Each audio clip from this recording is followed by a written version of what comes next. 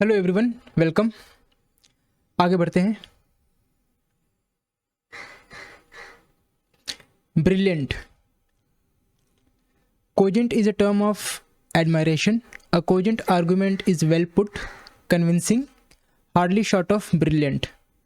कोजेंसी हो गया उसका noun, ENCY is a noun ending. Cogency shows a keen mind. Keen का मतलब होता है sharp. Cogency shows a sharp mind and ability to think clearly and logically. The word derives from the Latin verb कोगो, जिसका मतलब है to drive together. Compel, compel का मतलब होता है फोर्स। फोर्स।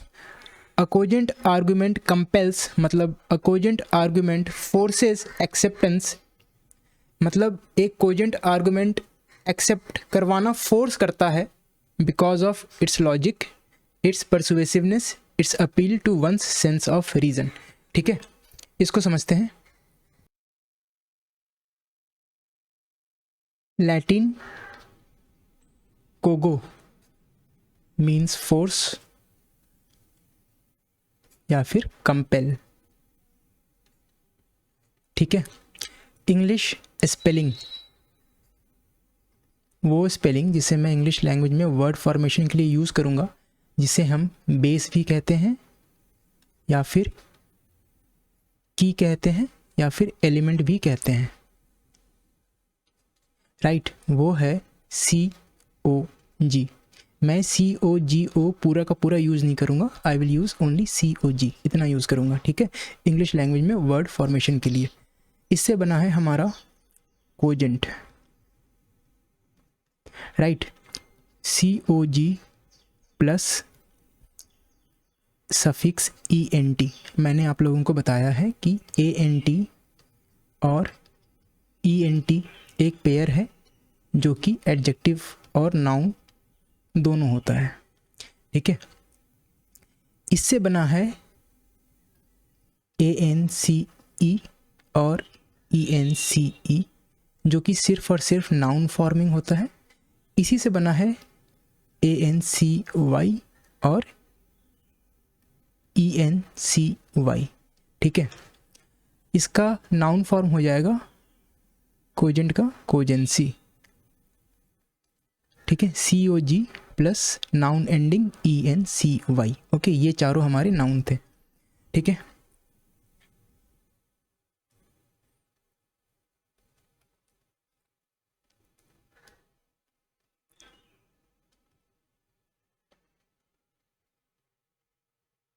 कोजेंसी हो गया नाउन। मैं किसी भी आर्गुमेंट को कोजेंट तब कहूँगा जब वो लॉजिकली कन्विंसिंग होगा। देखते हैं ऑक्सफोर्ड और कैम्ब्रिज इसको कैसे डिफाइन करते हैं। ठीक है, ओके, ये कैम्ब्रिज की डेफिनेशन है। कैम्ब्रिज कैसे डिफाइन करता है कोजेंट को? कोजेंट डिस्क्राइब्स एन आर्गुमेंट और reason etcetera that is clearly expressed. Clearly यहाँ पर इन द सेंस वो लॉजिकली क्लियर है। Okay, that is clearly expressed and persuades people to believe it. Same तरीके से ऑक्सफोर्ड भी डिफाइन करता है, strongly and clearly expressed in a way that influences what people believe. इसका synonym हो गया कन्विंसिंग। ठीक है, तो कोजेंट हो गया, क्योंकि एक एडजेक्टिव है, आई नीड एन एडजेक्टिव। तो कन्विंस तो वर्ब है ना, प्लस ING लगा देते हैं, अब ये बन जाएगा कन्विंसिंग। मैं इसको as a present participle use कर लेता हूँ।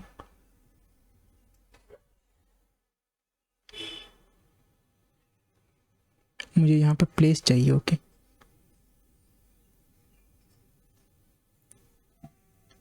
अब देखिएगा मैं कैसे इस वर्ड को डिफाइन करता हूँ। कोजेंट एक एडजेक्टिव था, तो कोजेंट इज कन्विंसिंग। कन्विंसिंग भी एक एडजेक्टिव है, लेकिन किस तरह से कन्विंसिंग, किस ढंग से कन्विंसिंग? Logically convincing.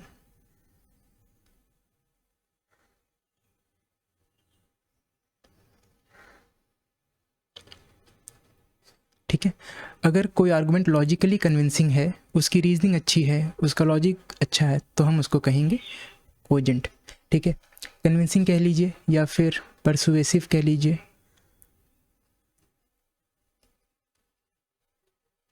IVE वैसे ही एक एडजेक्टिव एंडिंग होता है।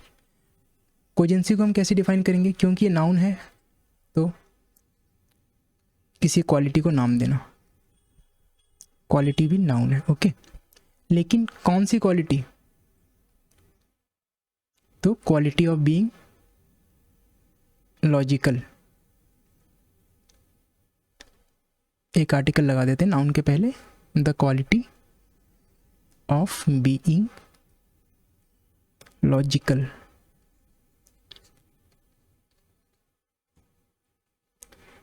And convincing.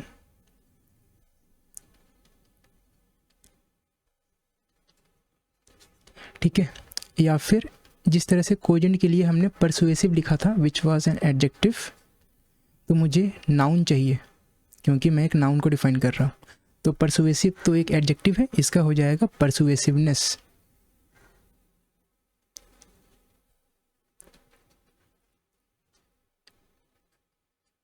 परसुएसिवनेस थ्रू लॉजिक, इस तरह से एक्यूरेटली हम इसको डिफाइन कर सकते हैं।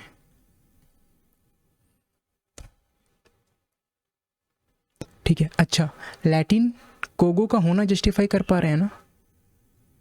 लैटिन कोगो से बना है जिसका मतलब है फोर्स, मतलब वो कन्विंस करवाना फोर्स करता है बिकॉज ऑफ इट्स लॉजिक। ठीक है, आगे बढ़ते हैं।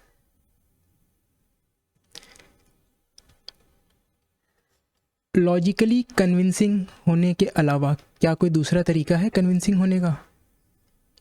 जी हाँ, दूसरा तरीका भी है। अगर हो सकता है कोई आर्गुमेंट इमोशनली कन्विंसिंग हो, ठीक है, इमोशनली परसुएसिव हो, कन्विंसिंग कह लीजिए या फिर परसुएसिव कह लीजिए, दोनों एक दूसरे के सिनोनिम है। या फिर वो एक्सप्रेसिव मैनर में, मतलब एक्सप्रेसिवली, PRESSI, या फिर वो एक्सप्रेसिवली कन्विंसिंग हो सकता है। जो लॉजिकली था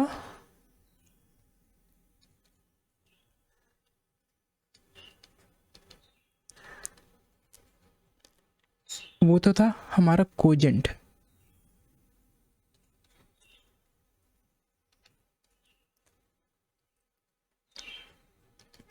ठीक है, जो इमोशनली होता है या फिर एक्सप्रेसिवली होता है, इसके लिए हमारे पास वर्ड है इलोक्वेंट। ठीक है, ये इसका क्लोज सिनोनिम है,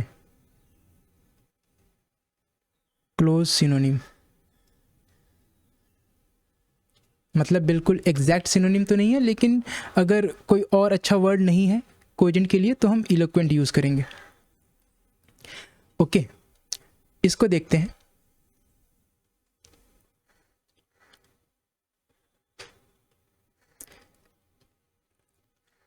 Latin loquor, LOQUOR, I think यही है स्पेलिंग। एक बार मैं स्पेलिंग देख लूं। LOQUOR, हाँ, इसका मतलब है टू स्पीक, राइट।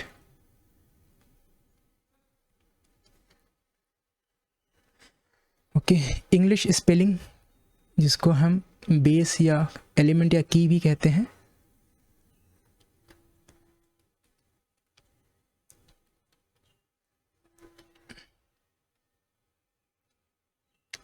वो है LOQU। ठीक है, तो प्लस लैटिन EX का मतलब होता है आउट। तो इलोक्वेंट में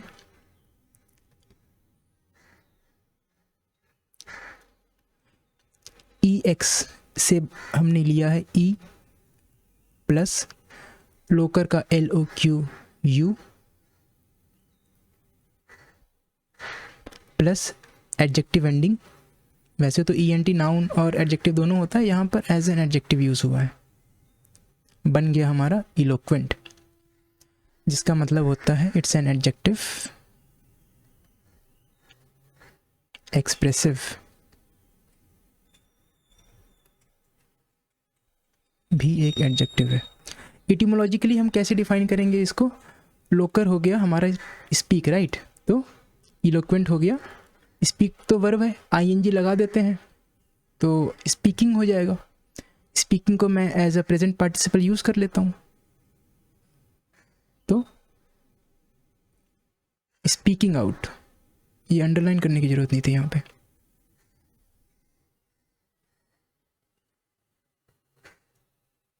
ये इसकी इटिमोलॉजिकल मीनिंग है। इटिमोलॉजिकल मीनिंग में भी पार्ट्स ऑफ स्पीच को आप मेंटेन करके चलेंगे। मुझे एक एडजेक्टिव को डिफाइन करना था, स्पीकिंग एक एडजेक्टिव है, speaking out. Actual meaning is expressive, ठीक है। इसका नाउन हो जाएगा इलोक्वेंस। नेक्स्ट पेज में ही लिख देता हूँ।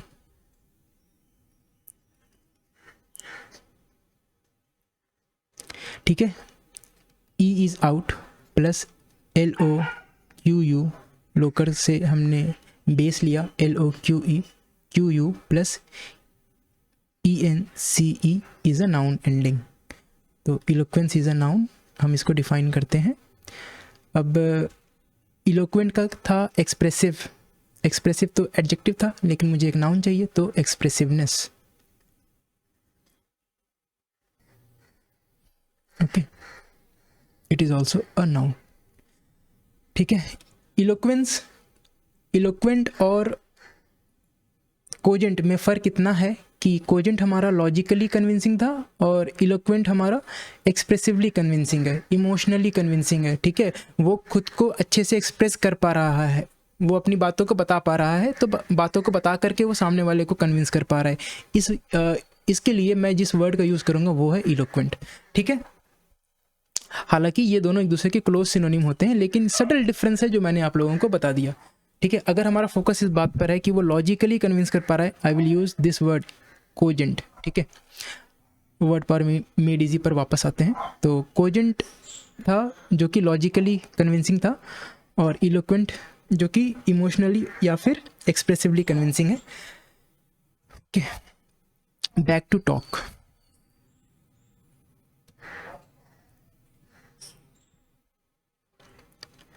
You will recall that loquer means to speak is the source of loquacity, soliloquy, ventriloquism, colloquialism, circumlocution.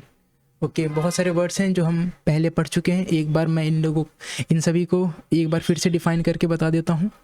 Loquacity Latin लोकर से बना है, प्लस ACITY, मैंने आप लोगों को बताया था ACIOUS,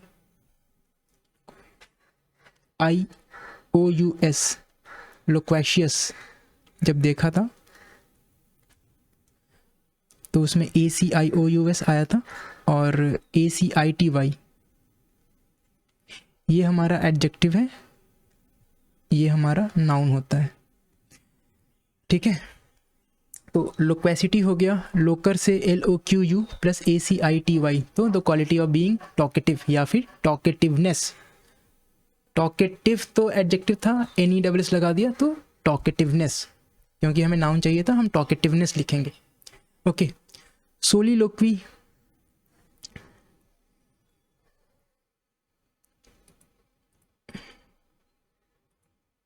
लैटिन सोलस मतलब अलोन,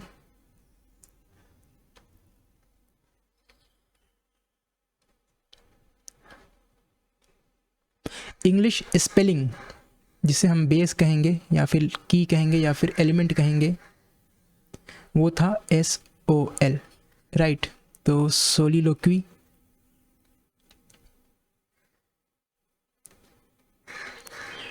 ठीक है, SOL plus connecting vowel I। Connecting vowel का यूज़ करते हैं जब हम बेसिस को कंबाइन करते हैं प्रीफिक्स के साथ, सफिक्स के साथ, या खुद किसी दूसरे बेस या एलिमेंट के साथ।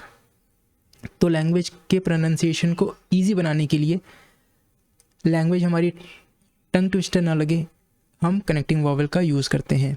इंग्लिश लैंग्वेज में 5 कनेक्टिंग वॉवल्स हैं। इंग्लिश लैंग्वेज में 5 वॉवल्स हैं, ए ई आई ओ यू, पाँचों के पाँचों as a connecting vowel use होते हैं। इसका सिर्फ और सिर्फ यूज़ है प्रोनाउंसिएशन को आसान बनाना। Okay, plus LOQU plus Y यहाँ पर as a noun ending use हुआ है। ठीक है, ये कई बार एज एन एडजेक्टिव भी यूज़ होता है। तो सोलिलोक्वी इज़ अ नाउन, इसको डिफाइन करते हैं। हमने देखा था it was a speech to oneself. जो स्टेज या फिर थिएटर होता है उसमें अगर कोई अपने आप से डायलॉग बोल रहा है, मतलब अपने मन में जो सोच रहा है, उसको कहते थे सोलिलोक्वी। तो हमें एक नाउन चाहिए, स्पीच इज़ अ नाउन।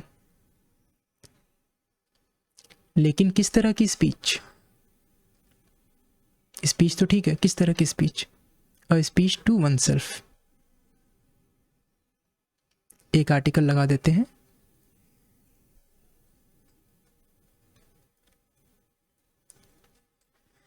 ठीक है, ये हो गई सोलिलोक्वी की डेफिनेशन।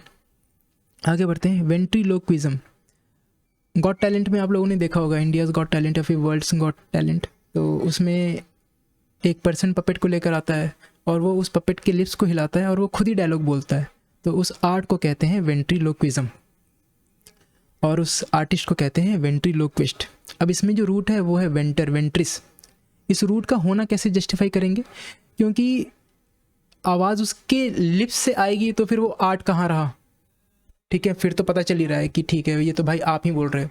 तो किसी दूसरे सोर्स से आवाज़ आ रही है, इसको बताने के लिए हमने इसमें जो रूट लगाया है वो है वेंटर या फिर लैटिन का वेंट्रिस। अच्छा, सोलिलोक्वी में सोलस अलोन को कैसे जस्टिफाई करोगे? क्योंकि जब स्पीच टू वन सेल्फ है तो हम अकेले में उस स्पीच को, मतलब उस बात को हम करते हैं।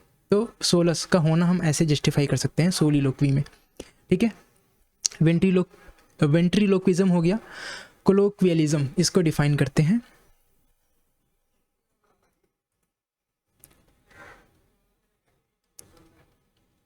LOQU था ना, कनेक्टिंग वॉवेल आई था यहाँ पर, plus adjective suffix AL plus ISM, कोलोक्वियलिज्म।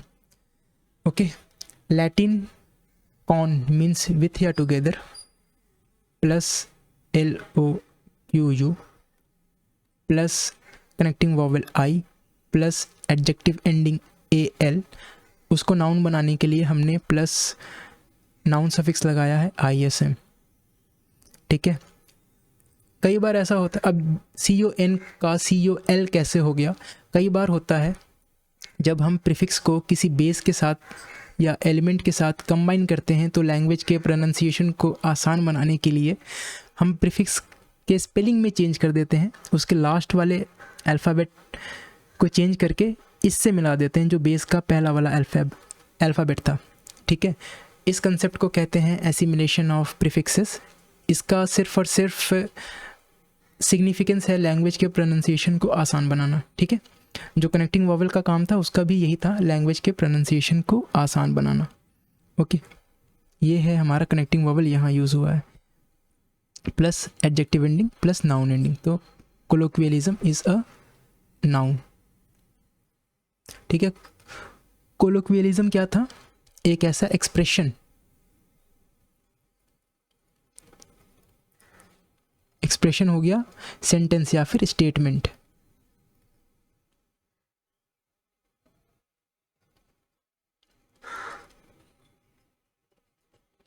लेकिन कैसा एक्सप्रेशन भाई?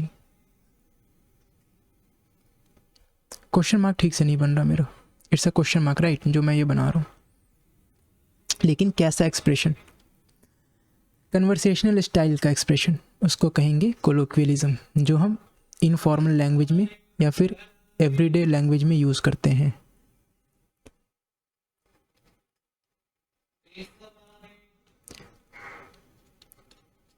जो कि इनफॉर्मल होता है, इनफॉर्मल इंग्लिश या फिर कन्वर्सेशनल इंग्लिश या फिर कन्वर्सेशनल स्टेटमेंट या एक्सप्रेशन को हम कहेंगे कोलोक्वियलिज्म। ठीक है, मतलब इसमें स्लैंग यूज़ नहीं होता, बस वो फॉर्मल ऑफिशियल लैंग्वेज की तरह यूज़ नहीं होगा, ऑफिशियल लैंग्वेज की तरह वो यूज़ नहीं होता। जो हम ऑफिस में या फिर कॉर्पोरेट वर्ल्ड में हम यूज़ करते हैं वो लैंग्वेज नहीं होती, मतलब वो लैंग्वेज नहीं जो मैं अपने बॉस के साथ यूज़ करूँगा, जो मैं अपने कंपनी के CEO के साथ यूज़ करूँगा, या फिर एज अ कंपनी का मैनेजर होकर के जो मैं अपने एम्प्लॉय के साथ यूज़ करूँगा, उसको नहीं कहेंगे। जो मैं अपने फ्रेंड सर्कल में, फ्रेंड्स और फैमिलीज़ के बीच में यूज़ करूँगा, उसको कहते हैं colloquialism. It is a conversational style expression जो कि इनफॉर्मल होता है। ठीक है, आगे बढ़ते हैं। सर्कमलोक्यूशन, इसे भी देखते हैं।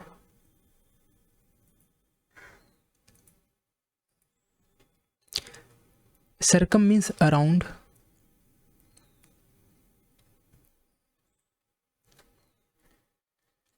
अच्छा, लैटिन लोकर के साथ साथ एक और वर्ड है लोक्यूटस।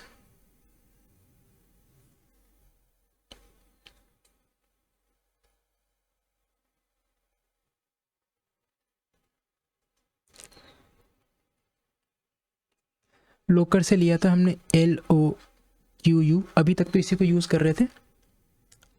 लोक्यूटस से लिया है हमने LOCUT। ठीक है, वर्ड था हमारा सर्कम लोक्यूशन।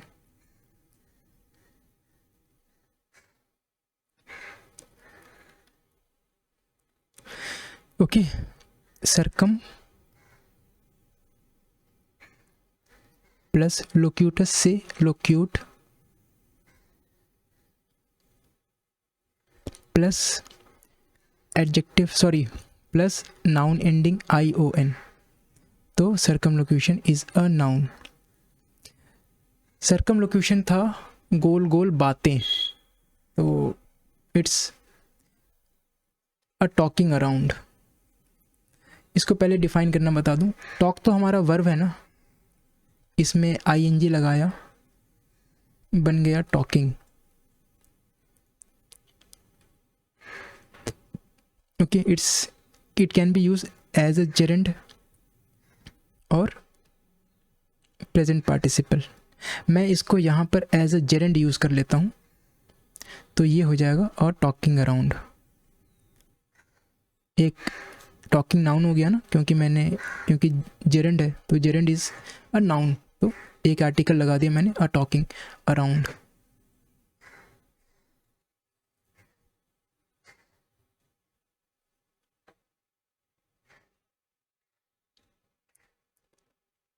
ओके, गोल गोल बातें, गोल गोल बातें करना, ये गलत डेफिनेशन, ये एक वर्ब की डेफिनेशन है, लेकिन सर्कमलोक्यूशन एक नाउन है। तो गोल गोल बातें करना मैं इसको डिफाइन नहीं करूँगा, इसको मैं कहूँगा गोल गोल बातें। ओके, इसमें जो रूट है वो लैटिन का लोक्यूटस है, इसका भी मतलब होता है स्पीक।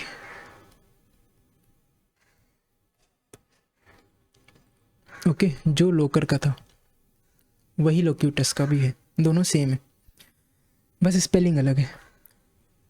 आगे बढ़ते हैं। अच्छा, यू विल रिकॉल दैट लोकर to speak is the source of loquacity, soliloquy, ventriloquism, colloquialism, circumlocution. This root, ये वाला लोकर, this root is also the base on which eloquent, जो हमने अभी देखा, मैग्नीलोक्वेंट एक नया वर्ड है, एंड ग्रैंडिलोक्वेंट आर बिल्ट। इसी रूट पर ये 3 नए वर्ड्स भी बने हुए हैं, जिसे एक तो हम देख चुके हैं, 2 देखते हैं। अच्छा, the eloquent person speaks out, ठीक है, वो एक्सप्रेसिव होता है। The eloquent person speaks out E from X, जिसका मतलब होता है आउट। इज विविडली एक्सप्रेसिव, वो एक्सप्रेसिव होता है। फ्लुएंट, फोर्सफुल और persuasive in language. The prosecutor's eloquent plea to the jury, ये सेंटेंस में यूज़ बताया गया है। The word is partially synonym with cogent, but cogent implies irresistible logical reasoning and intellectual keenness। intellectual मतलब mental, keenness मतलब sharpness।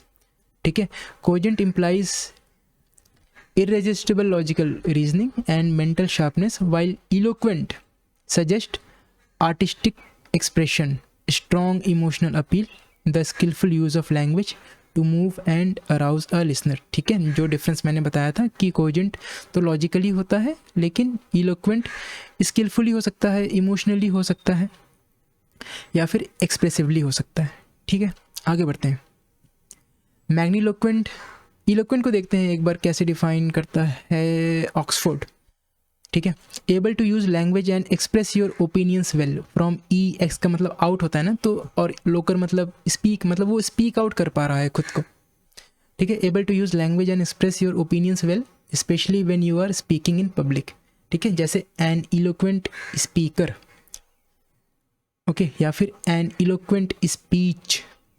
Okay, आगे बढ़ते हैं। ओके, मैग्नीलोक्वेंट, मैग्नस, इसमें रूट है मैग्नस जिसका मतलब होता है लार्ज। इंग्लिश स्पेलिंग है MAGN, मैग्नस का, प्लस कनेक्टिंग वॉवेल आई, लोकर का LOQU, plus adjective ending ENT। वैसे ENT एक नाउन एंडिंग भी होता है, यहाँ पर एज एन एडजेक्टिव यूज हुआ है।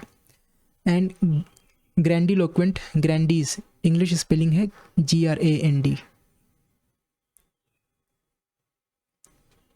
तो ग्रैंडीलोक्वेंट में GRAND बेस हो गया, plus I connecting vowel, LOQU plus ENT are virtually identical in meaning. ये दोनों एक दूसरे के सिनोनिम है।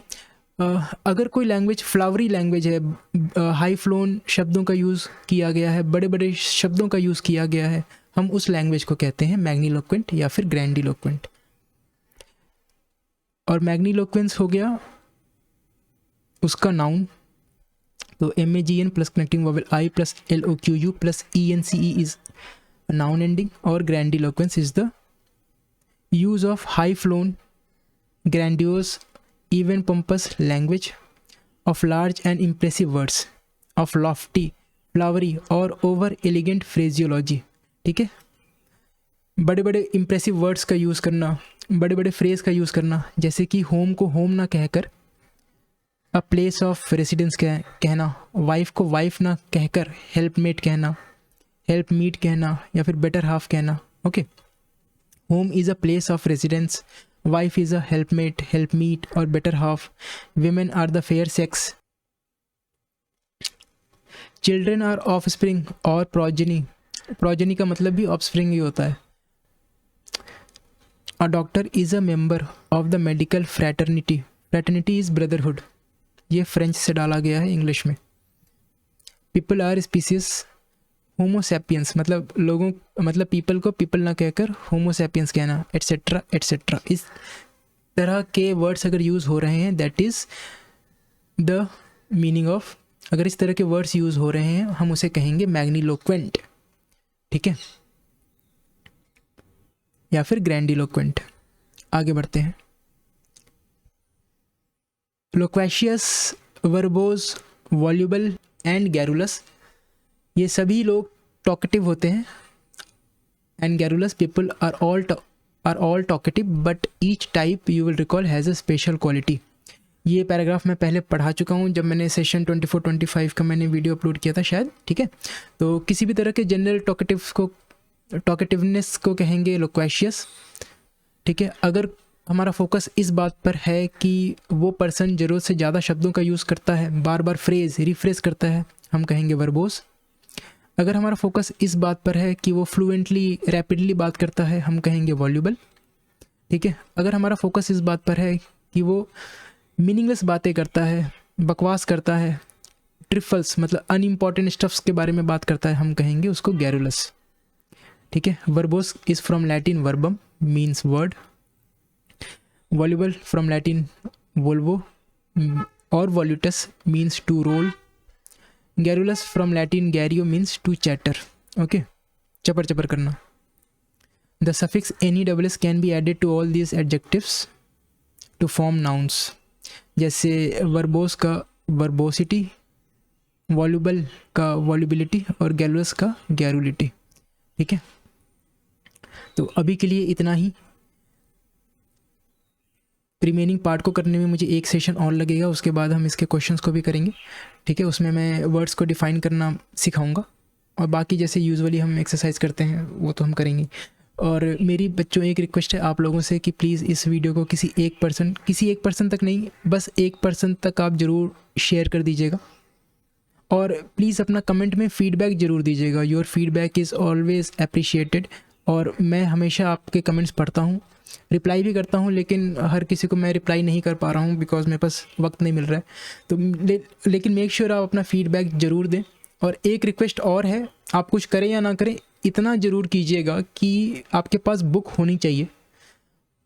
और जिस तरह से मैं बुक में लिख करके आप लोगों को पढ़ा रहा हूँ, और जिस तरह से वर्ड्स को कलरफुली हाईलाइट करके मैं आप लोगों को बताता हूँ, मेक श्योर आप हाईलाइटर भी ख़रीद लें और हाईलाइट करते करते, अंडरलाइन करते करते बुक में लिख करके पढ़ें। क्योंकि मैंने भी इस बुक को इसी तरह से पढ़ा है। मेरे पास अगर मैं कभी अगर बन पड़ा तो मैं आप लोगों को अपनी बुक दिखाऊंगा वो कितनी ज़्यादा कलरफुल हो चुकी है।